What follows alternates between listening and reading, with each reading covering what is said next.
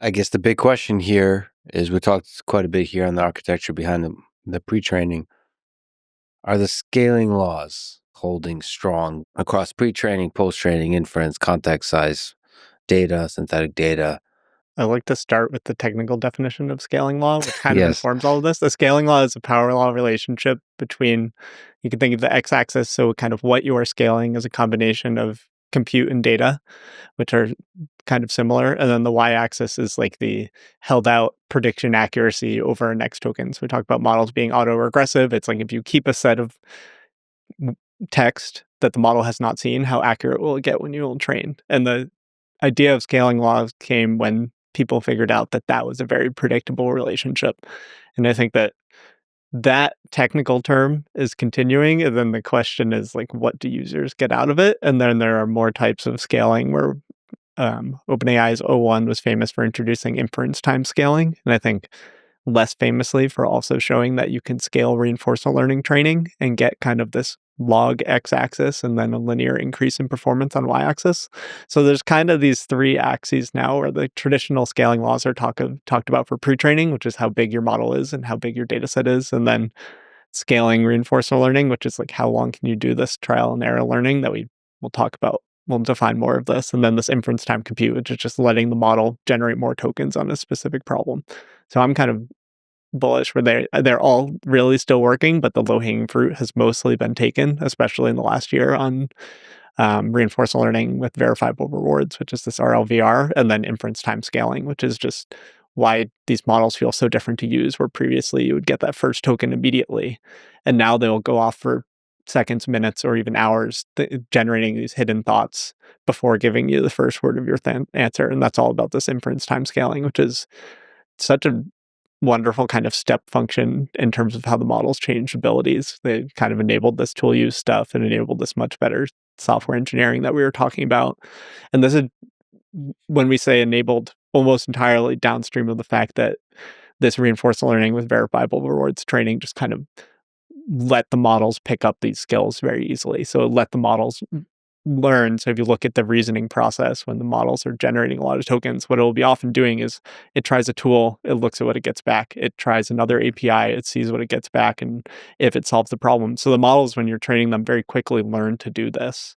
And then at the end of the day, that gives this kind of general foundation where the model can use CLI commands very nicely in your repo and handle Git for you and move things around and organize things or search to find more information, which if we're sitting in these chairs a year ago is something that we didn't really think of the models being doing. So this is just kind of something that has happened this year and has totally transformed how we think of using AI, which I think is very magical. It's such an interesting evolution and just so unlocks so much value.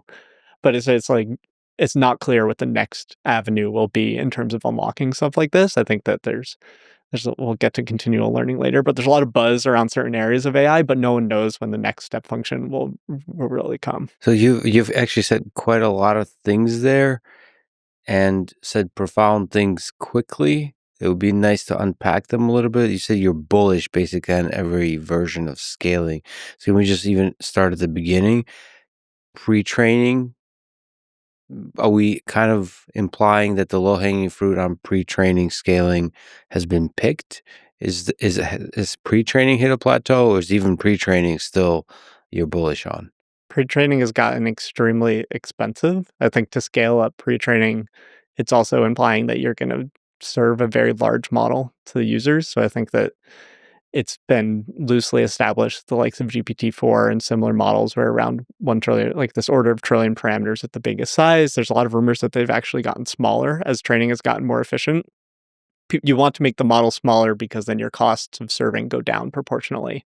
These models, the cost of training them is really low relative to the cost of serving them to hundreds of millions of users. I think DeepSeek had this famous number of about $5 million for pre-training at cloud market rates. I think almost 3. Section 2.4 in the paper, we just detailed how long we had the GPU clusters sitting around for training, which includes engineering issues, multiple seeds, and it was like about $2 million to rent the cluster to like deal with all the problems and headaches of training a model. So these models are pretty, like, a lot of people could get $1 to $10 million to train a model, but the recurring costs of serving millions of users is really billions of dollars of compute. I think that you can look at like 1,000 GPU rental, you can pay $100,000 a day for, and these companies could have millions of GPUs. Like you can look at how much these things cost to sit around. So that's kind of a big thing. And then it's like, if scaling is actually giving you a better model, like, is it going to be financially worth it? And I think it'll kind of slowly will push it out as AI solves more compelling tasks. So like the likes of Claude Opus 4.5, making Claude Code just work for things. I think I launched this project called like the Atom Project, which is like American Truly Open Models in July. And that was like a true vibe coded website. And like I have a job, make plots and stuff. And then I came back to refresh it in the last few weeks. And it's like Claude Opus 4.5 versus whatever model at the time was like just crushed all the issues that it had from building in June and July. And like it might be a bigger model. There's a lot of things that go into this, but that's like there's still progress coming. So what you're speaking to is the nuance of the y-axis of the scaling laws, that the way it's experienced versus on a benchmark, the actual intelligence might be different. But still, your intuition about pre-training, if you scale the size of compute, will the models get better? Not whether it's financially viable, but just from the law aspect of it. Do you think the models will get smarter? Yeah. And I think that and this sometimes comes off as like almost like disillusioned from people, leadership at AI companies saying this, but they're like, it's held for 13 orders of magnitude of compute or something. Like, why would it ever end? So I think fundamentally it is pretty unlikely to stop. It's just like eventually we're not even going to be able to test the bigger scales because of all the problems that come with more compute. I think that there's a lot of talk on how 2026 is a year when very large Blackwell compute clusters, it's like gigawatt scale facilities that hyperscalers are coming online. And these were all contracts for power and data centers that were signed and sought out in like 22 and 2023. So before or right after ChatGPT. So it took this 2 to 3 year lead time to build these bigger clusters to train the models. While there's obviously immense interest in building even more data centers than that. So that is like kind of the crux that people are saying is like these new clusters are coming. The labs are going to have more compute for training. They're going to utilize this, but it's not a given. And it's like, I've seen so much progress that I expect it, and I expect a little bit bigger models, and I expect, I would say it's more like we will see a $2,000 subscription this year. We've seen $200 subscriptions. It's like that could 10x again, and these are the kind of things that could come, and they're all downstream of this like bit bigger model that offers just a little bit more cutting edge. So, it's reported that XAI is going to hit that 1 gigawatt scale early 26 and full 2 gigawatt by year end. How do you think they'll utilize that in the context of scaling laws? Is a lot of that inference? Is a lot of that training? It ends up being all of the above. So I think that all of your decisions when you're training a model come back to pre-training. So if you're going to scale RL in a model, you still need to decide on your architecture that enables this. We were talking about like other architectures than using different types of attention. We're also talking about mixture of experts models. This sparse nature of MOE models makes it much more efficient to do generation, which becomes a big part of post-training. And it's like you need to have your architecture ready so that you can actually scale up this compute. I still think most of the compute is going in at pre-training because you can still make a model better. You still want to go and revisit this. You still want the best base model that you can. And in a few years, that'll saturate and the RL compute will just go longer. Is there people who disagree with you that say basically pre-training is dead? It's all about scaling inference, scaling post-training, scaling context, continual learning, scaling data, synthetic data. People vibe that way and describe it in that way, but I think it's not the practice that is happening. It's just the general vibe of people saying this The thing's excitement dead. is elsewhere. So the low-hanging Yes. fruit in RL is elsewhere. Like, for example, we released our model in November. For every company has deadlines. Our deadline was like November 20th. And our RL run was 5 days, which compared to 2024 is a very long time to just be doing post-training at a model of like 30 billion parameters. It's not a big model. And then in December, we had another release, which was just we let the RL run for go for another 3.5 weeks, and the model got notably better, so we release it. And like that's a big amount of time to just allocate to like something that is going to be your peak Mhm. for the year. So it's like So there's these reasoning types is of decisions that happen when they're training a model where they just like can't leave it forever. You have to keep you have to keep pulling in the improvements you have from your researchers. So that's like you redo pre-training, you'll do this post-training for a month, but then you need to give it to your users, you need to do safety testing.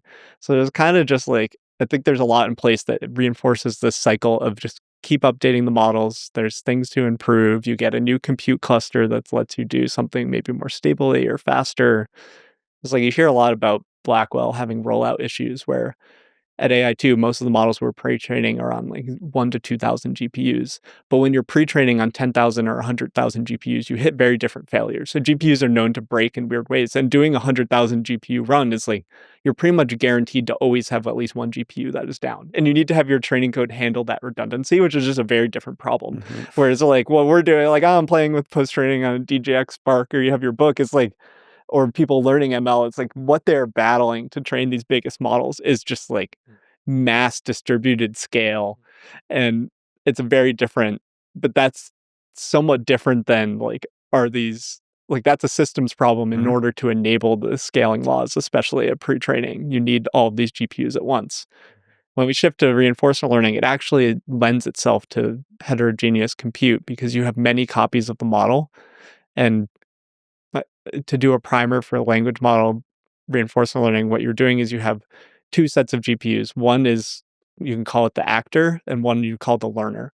The learner is where your actual reinforcement learning updates are going to do. These are traditionally policy gradient algorithms, proximal policy optimization, PPO, and group relative policy optimization, GRPO, are the two popular classes.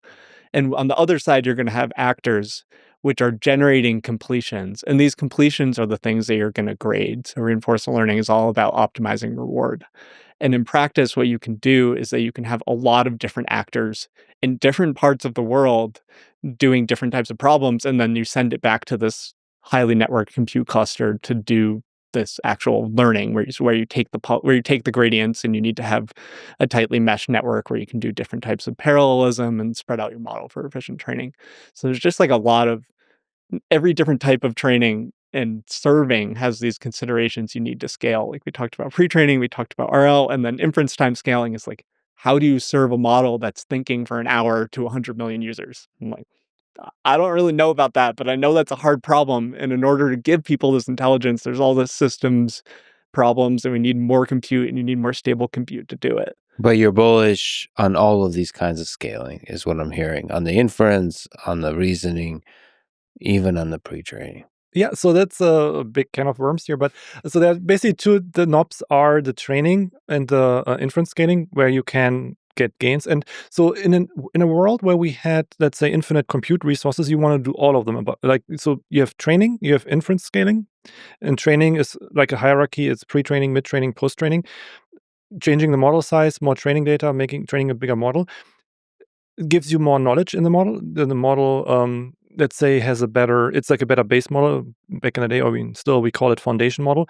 And it unlocks, so but you don't, let's say, have the model be able to solve your most complex tasks during pre-training or after pre-training.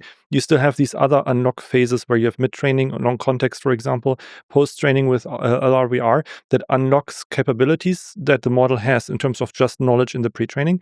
And I think, sure, if you do more pre-training, you get a better base model that you can unlock later. But like Nathan said, it just becomes too expensive. So we don't have infinite compute. So you have to decide, do I want to spend that compute more on making the model larger? But it's like a trade-off. It's like, in an ideal world, you want to do all of them. And I think in that sense, scaling is still pretty much alive. You would still get a better model, but like we saw with GPT 4.5, it's just not worth it. I mean, it's like, because you can, let's say, you can unlock more performance with other techniques at that current moment.